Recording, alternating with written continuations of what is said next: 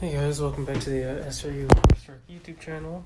This is Alex for the flexibility and mobility workout of the week. So for this week, we're going to be going over back flexibility and mobility. So to start off with, we're actually going to do 10 reps of jumping jacks. It's just to get the blood flowing a bit and also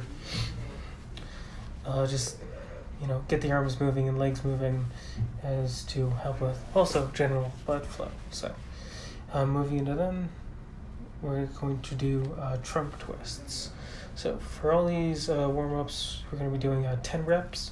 So in this case, I'm doing 5 reps each side where I'm first starting right, then going left, and then back to right. And then I'll repeat that here with going left, right, to back to left. So with these, it's definitely trying to make sure that you're more rotating at the hips, making sure that those are staying a bit more stationary than what's being shown. But from there, then we're going to go into bent over just rear delt flies, just doing it with your arms. If you want to, you can also possibly do this with light weight if you have anything available. So you can see bent over at the hips. I'm just flexing my arms back at the shoulders, trying to bring the shoulder blades together. So again, 10 reps each side, or 10 reps total rather. And then from there, we're then going to go into wall rides. So again, this is to help with warming up not only the rear delts and the muscles that surround the shoulder girdle, but also to warm up the lats as well. So again, with a lot of these, with this one specifically, it's if you can, just trying to keep your arms flush against the wall as you're going up and as you're coming back down. If that is too hard, it's just try and mitigate how far out your arms are from the wall with each rep, and then over time you can work towards making sure that the arm is parallel. So from here again, you just see a different angle.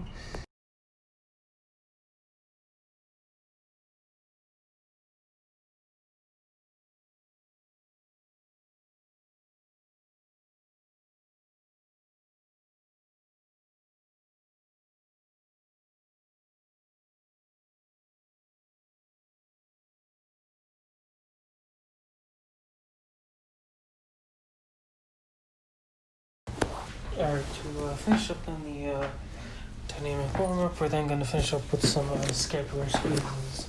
So kind of similar to the bent over fly, it's just making sure that we're pulling the shoulder blades together, really trying to engage the rear delts and even into the rhomboids and teres major and minor muscles. So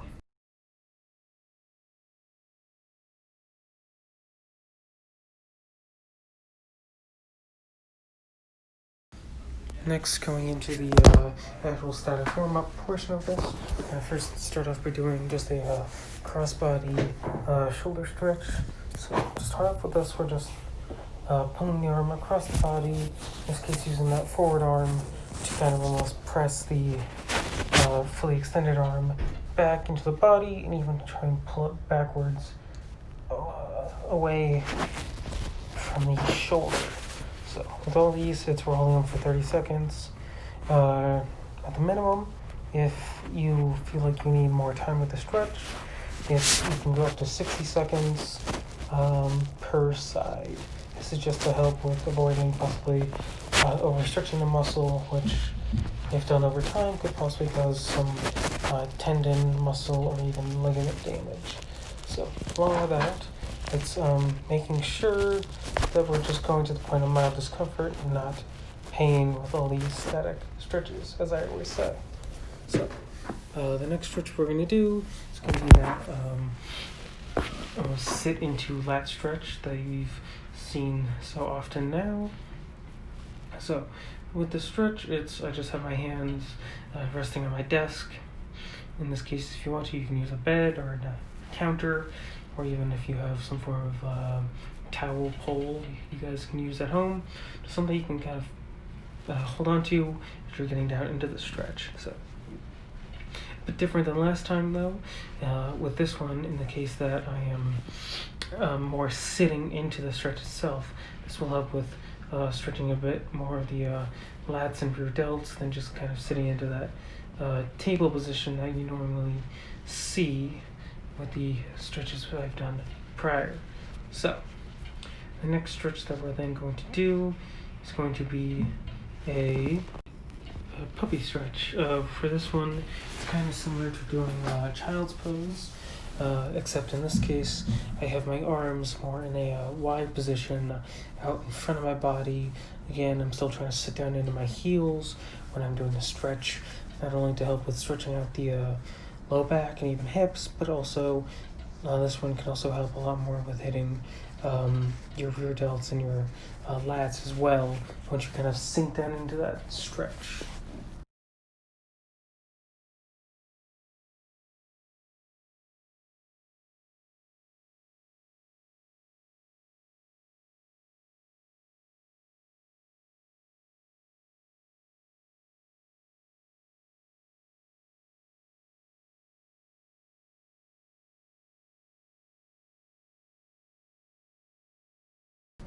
Alright, moving then into the next stretch we have. It's called the threads the needle. In this case, kind of in that weird modified plank position, and as you can see here, I'm bringing my right arm underneath of my body. My left arm is still bent at the elbows, but once my right arm is fully extended out underneath my body, I'm kind of sitting, I'm kind of like putting my weight downward to kind of help with stretching out the lats, especially with this stretch. If this is a bit too hard, you can always do this more with a fully extended out arm versus a bent arm. That can just help with general mobility if you might be having problems kind of resting your arm against the ground. So here, this is just a different angle. As you can see, I'm now left arm, it's feeding across, crossing to the right side of my body. And again, I'm twisting at my torso region. And again, once I'm in this position, I'm kind of just letting my body weight kind of sink the stretch in a bit deep.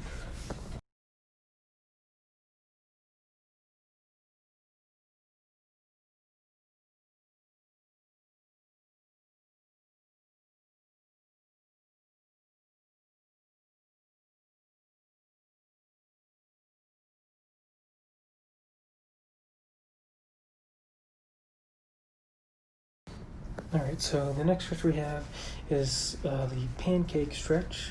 This will help with stretching out the low back, along with also helping with stretching out the hip adductors. As you can see, this is not the most flexible of stretches that I can do, but something over time you can work on. This is generally going to help with if you have some low back pain from a lot of the time you guys spend sitting at computers, whether or not that be for work or even for classes. It can definitely help with alleviating some of that low back pain and also even a bit of tightness you might have in your hips.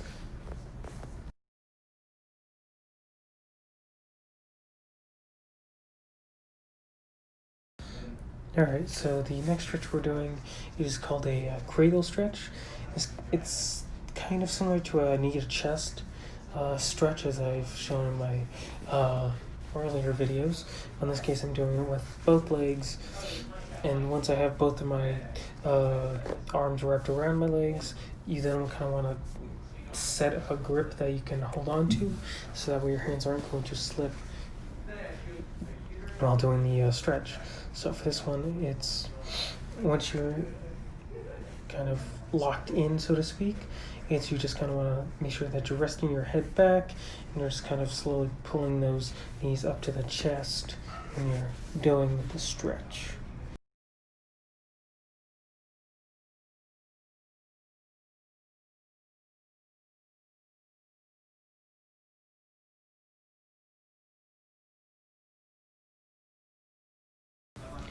Next, it's going to be this is going to be a prone twist stretch. This will definitely help with getting not only a bit of stretching into the lats, but also can help with just general spine mobility. You might be feeling like you're kind of in a very rigid state with the health of your back. With this one, it's making sure that your toes are being kind of planted in the ground and that you're not trying to pivot and let your feet rest on the ground. Instead, you want to be kind of rotating around your back. In this case, making sure this one hip is still in contact with the ground, and then slowly trying to see if you can bring that top arm down to rest on the ground. So this one, and with all the stretches I mentioned earlier, each you want to do them for at least 30 seconds. And along with that, though, you're going to a state of mild discomfort, not pain. So again, just want to say thanks for watching, guys. Don't forget to like, comment, and subscribe, and let us know if you possibly want to see any other mobility or flexibility sessions in the future. So see you next time.